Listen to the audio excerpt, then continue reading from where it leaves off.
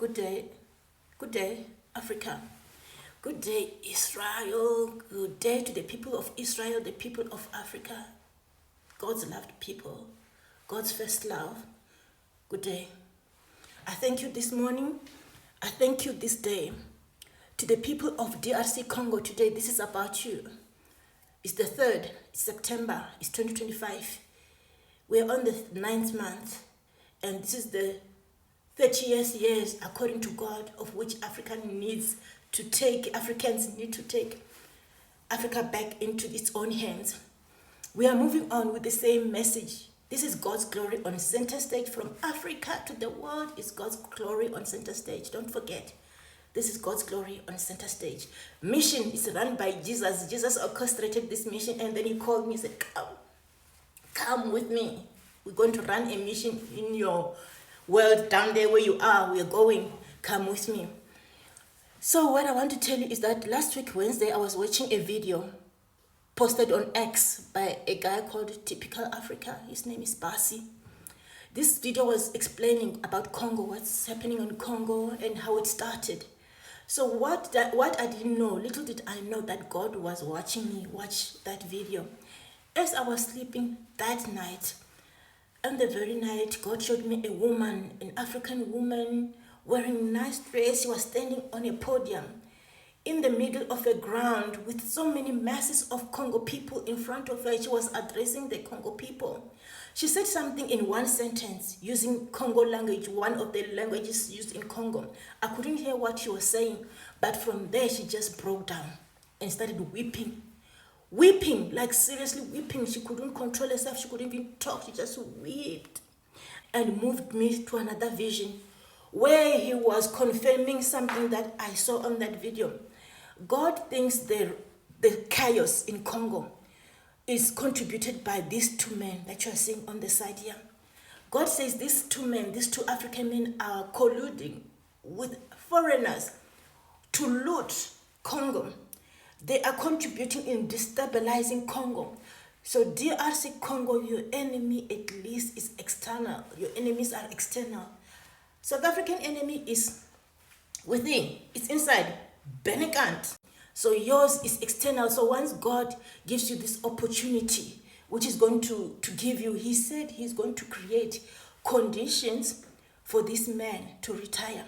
I don't know what conditions those are. I didn't ask. He didn't tell me when and how. He just said he's going to create conditions for these two men to retire. And as he was saying this, I could hear he was also saying every African country that is being led by these old men. These men have been ruling ever since, for ancient ages, and they don't want to leave. They don't want to leave their power. God is going to create conditions for all these men, one by one, to retire. You can't live like this. It's not normal. The situations that you're living in are not normal. This is not what God had envisioned for African people. But what happened, happened. So we have to move on. God has got a dream, a new dream for Africa to live in its glory, for African people, for Israel people to enjoy what he had created them for. In this land, when he put them in this Garden of Eden, he wants us to enjoy it by ourselves. We've suffered, it's enough. So God is coming in and you will see his hand. Everything will be done by his own hand, not by our will, not by my power, not by our strength, but by God's will and his own power.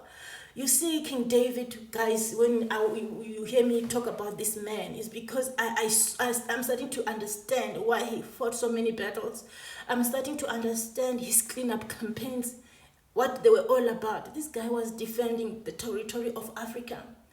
Remember all this place like Middle East was Africa before.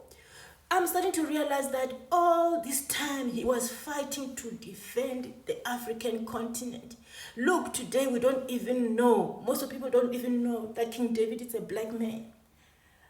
Most people don't even know that places like Middle East was Africa. They don't know, and when you talk about them, they are trying to understand, but how? This is how information gets distorted. When somebody defeats you, when the enemy comes and you allow them to penetrate you, once they take over, just know that the information is going to get distorted. Even here in South Africa, just imagine if somebody comes and defeats us.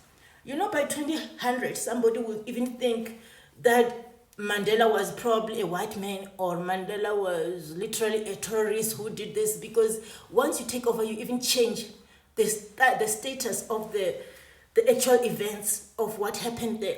I'm saying to the people of DRC Congo, once God gives you an opportunity to live, take it by both hands and do whatever you can do to defend your territory, so that you are the ones controlling whatever is happening there. It's not going to be Burkina Faso alone that's going to be bowling. We are all going to bowl. We're going to bowl in different times, but we have to also be open-minded about our enemies. We need a good mindset, and remove low self-esteem. We've been broken. Our spirits are broken, especially most men. Black men are most of the time, from what I see most of them that their spirit are broken. You do get those ones who've got self-confidence, but your self-esteem has been chopped down to nothing, and you're also allowing it. Once you get up and get over it, you will understand what's happening. You see, King David was not playing golf with his enemies. King David was not playing golf with his traitors. A traitor is a traitor, an enemy is a traitor. He knew what to do with them. Until Africa gets into that position of understanding that an enemy is an enemy, and you cannot cradle an enemy, you will always be on the losing side of things. You will one day wake up and find that South Africa has been chopped into so many states, because people don't understand the worth of what God has given them. One day we're going to stand before God, and He's going to say, I gave you this territory, this beautiful territory. What did you do with it? Why did you not defend your territory for your own children and for your own generations to come? Are you going to be saying it's because you wrote in the Bible that thou shalt not do this? There is nowhere in the Bible that God said thou shalt not defend themselves. Self-defense is necessary, and it's understood. It's accepted in the kingdom of heaven. Self-defense is a reality. That's what King David was doing. He was self-defending his people. He was self-defending the African territory. But today, all that job that he has done has been wiped out, because somebody down the line failed to defend. Somebody down the line allowed what happened to happen. And we cannot continue to be allowing this. Otherwise, we're going to wake up in 2000 and there is nothing left for the black children, because somebody is going to be saying, I've got the right to do this, I'm lobbying for this, no, the government is doing this, so I have the right to preserve me, and what that doesn't work. That's not how things work. You defense, it's a necessity. Security, it's a necessity in Africa. We've got 29 years. Come 2026 is going to be our 29th year. Like I said, God gave us 30 years. 2025 is going to an end, and this year, once it goes down, it's 1 year of 30 years going down. Thank you, Africa. Thank you, people of Africa. And I'm so proud of you. Heaven is proud of you. God is going to give us strength. God is going to give us courage. We are His people, His loved ones. We're going to move this mission. This is God's glory on center stage.